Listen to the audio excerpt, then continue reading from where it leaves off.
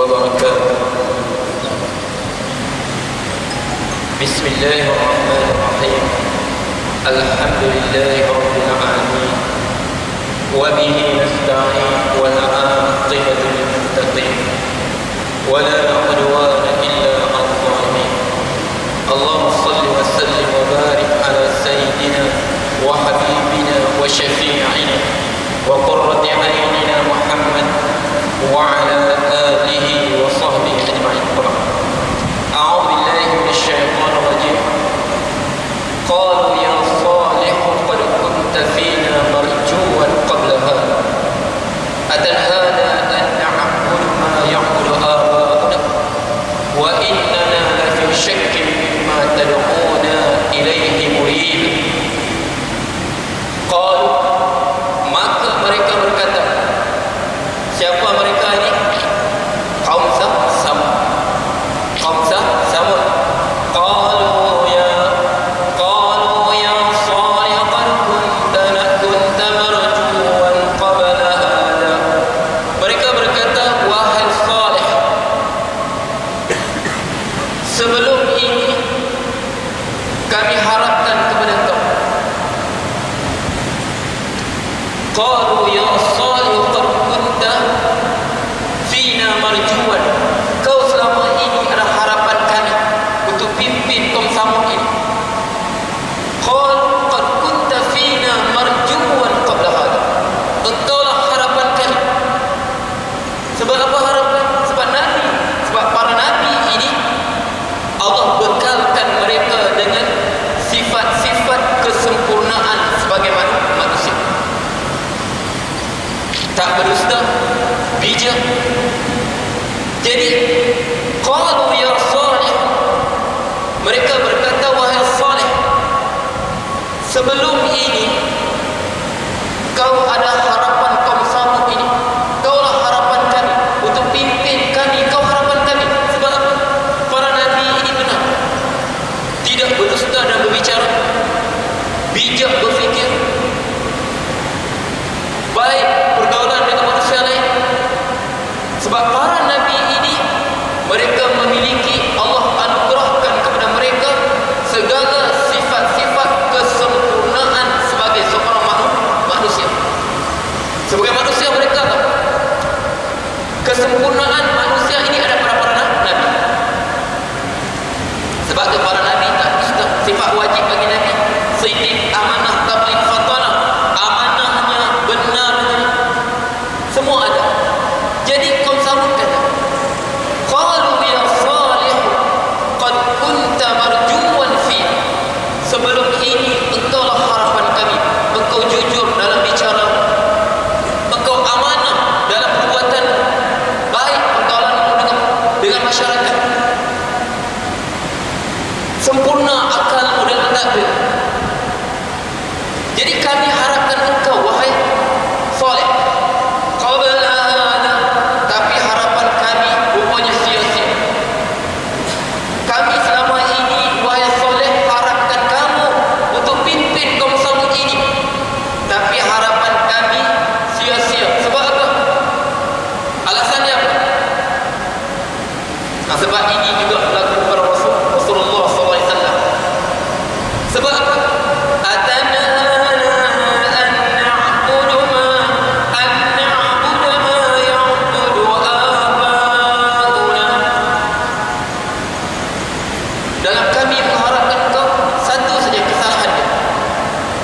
Kesalahan Nabi Saleh yang menjadikan kaum Samud ini kecewa dengan dia. Setelah mereka kagum dengan kejujuran dia,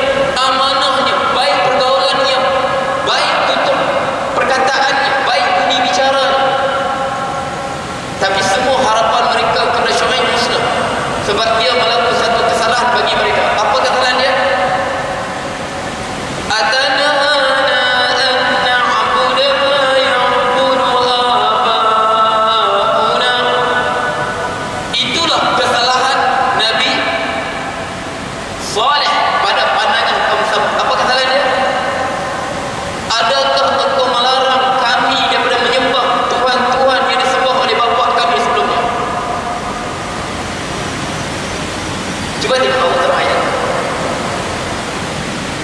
Mereka puji, jujur kau hebat kau, sehingga kau lah harapan kami. Tapi kau kecewakan harapan kami dengan satu apa? Sebab engkau meminta kami meninggalkan sembahan bapa-bapa kami. Kami tinggalkan kepercayaan bapa-bapa kami. Itulah kesalahan engkau yang meranapkan segala harapan kami padamu. Sebab kita Quran berjanji, kalau kita tengok, inilah Al-Quran. Setelah mereka puji, jujurnya, baik, semuanya, kaulah harapan kami untuk pimpin umat ini. Tapi kau melakukan satu kesalahan. Kesalahannya apa? Kesalahannya kau menyeru kami meninggalkan tuan-tuan sembahan bapa kami. Itu salah kau. Jadi semua harapan kami musnah.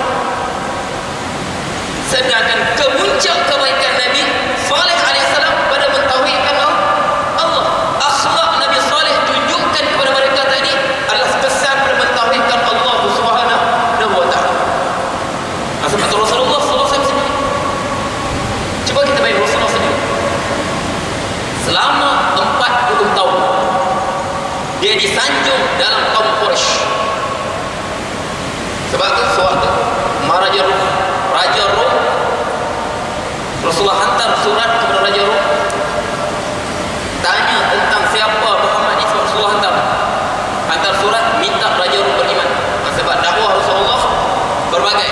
Ada ketiganya dakwah dari hantar utusan pergi dakwah. Ada ketiganya Rasulullah dakwah hantar surat. Okey, berbagai dakwah Rasulullah. Pada raja-raja Rom besar dia hantar surat minta mereka beriman kepada Allah. Jadi Raja Rom panggil. Kebetulan ada pedagang Quraisy datang berdagang di Syam. Waktu Rom di Syam. Siapakah kamu paling hampir dengan Muhammad ni? Paling kenal dia. Jadi Abu Sufyan cakap, aku paling hampir. Jadi dia kata, aku tanya kau satu soalan. Aku tanya apa soalan? Antara soalannya, hal jarrabtum fihi al-kadhib qattu? Adakah sepanjang kamu bersamanya sebelum dia menyuruh kamu pada mentauhidkan Allah, hal jarrabtum fihi al-kadhib qattu? Pernahkah walaupun sekali dia berdusta? Jadi apa jawab Abu Sufyan? Ma jarrabna fihi al-kadhib qattu. Tidak pernah walaupun sekali kami mendapati dia berdusta. Biarpun dalam gurauan dan sungguh-sungguh, tak pernah dia berdusta. Walaupun sekali. Jadi dia kata, apa Raja Rom cakap, begitulah seorang Nabi. Dia takkan berdusta dengan penduduk bumi kerana dia membuat khabar yang pelak. Jadi sini kaum Nabi Saleh alaihissalam. Sebab apa? Setelah mereka sanjung dia, kesalahan dia apa? Pada pandangan mereka ini kita tengok kejahilan manusia.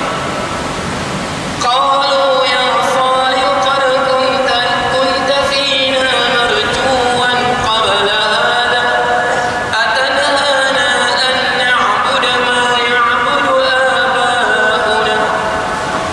Kesalahan dia apa? Adakah engkau wahai Saleh menghalang kami daripada menyembah Tuhan-Tuhan yang bapa kami sembah? Adakah engkau nak putuskan kami dengan tradisi bapa kami? Kau datang, memang kami puji kau baik. Tiba-tiba kau datang, kau memutuskan kami dengan tradisi bapa kami. Inilah kejahilan manusia. Sebab itu Islam datang mengajak kita berfikir. Sebab itu Islam mengajak kita membebaskan diri daripada sebarang keterikatan dengan makhluk. Kata-kata penghuni neraka, sewaktu dalam neraka apa dia sebut? Wa qalu law kunna nasma'u aw na'qilu ma kunna fi ashabis sa'ir. Maka mereka berkata, penghuni neraka ini, law kunna nasma', kalaulah di dunia dulu kami dengar, aw na'qil, atau kami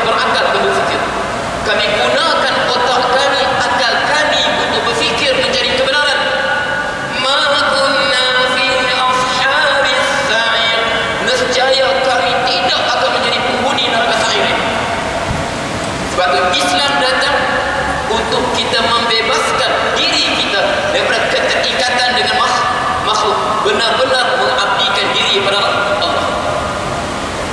Jadi mereka celah Nabi Saleh sebab apa? Ini hujah mereka. Harapan kami semua kepada engkau wahai Saleh semuanya lenyap. Sebab apa? Atanahana an na'budu ma ya'budu aba'una. Tiba-tiba kami sanggup engkau, kau halang kami sembah sembahan bapa kami ini. Kau nak memutuskan kami dengan tradisi adat-adat bapa kami ini. Sebab inilah hujah orang tak beriman begitu. Wa idza qila ta'alu ila ma adallah qalu bal natma alfaina alaihi aba'ana. Kami ikut apa cukuplah bapa kami tinggal dulu. Cukuplah apa yang bapa kami tinggalkan. Sebab dia sebut kita hidup, kita meneruskan adat orang sebelum kita. Adakah Islam ini menghalang adat dan taklid yang diurasi kurun zaman berzaman? Adakah Islam menghalang? Tidak. Sebab tu adat ini kita bagi pada dua. Sebab tu bahkan dalam fiqh kita sebut al-adatu muhakkamah. Adat itu menjadi hukum. Adat itu menjadi hukum dalam masyarakat. Contohnya, kita marah isteri kita makan daging balik-balik darah tinggi, makan daging balik-balik darah tinggi. Kau makan daging lagi, kau jatuh talak 2. Kau makan daging, jatuh talak 3. Kita kata kalau kau makan daging, kau jatuh talak 3. Jadi isteri kita tak makan daging, dia makan ayam, jatuh talak. Ayam tak daging, tak daging. Daging ayam kan? Jatuh talak, tak jatuh talak. Macam mana? Dia sebut pada isterinya, kalau kau makan daging, kau jatuh talak 3. Kita panggil talak apa? Talak mu'allaq. Talak mu'allaq ini talak yang diikat dengan sesuatu. Kau makan daging balik-balik, kau makan, kau darah tinggi. Balik-balik kau makan daging, darah tinggi. Kau makan daging lagi, kau jatuh talak 3. Dia duduk dengan aku lagi. Balik ke bapak. Jadi isterinya pun tak makan daging. Tiba-tiba raya, dia makan ayam. Ayam daging tak daging, kita pergi tengah ayam lah. Dia makan daging, jatuh talak atau jatuh talak? Dia tak makan, dia makan apa? Dia makan ayam. Daging tak daging ayam? Daging. Dia makan ikan, ikan daging tak daging? Daging. Sebab Allah sebut watastasir minhil apa? Ini وهو الذي سخر البحر تأكلوا منه لحما طريا وهو الذي سخر البحر. Dialah yang menjadikan laut untuk kamu. لتأكلوا منه لحما طريا, untuk kamu makan daging segar. Ikan daging, Allah sebut daging. لحما طريا, daging yang segar, daging ikan. Jadi dia makan daging ikan. Dia tak talak? Tak jatuh. Sebab apa? Sebab al-adah muhakkamah. Di segi adatnya, ayam, ikan kita tak beli daging. Kita sebut nak beli apa? Nak beli ayam. Kita sebut beli daging. Tak.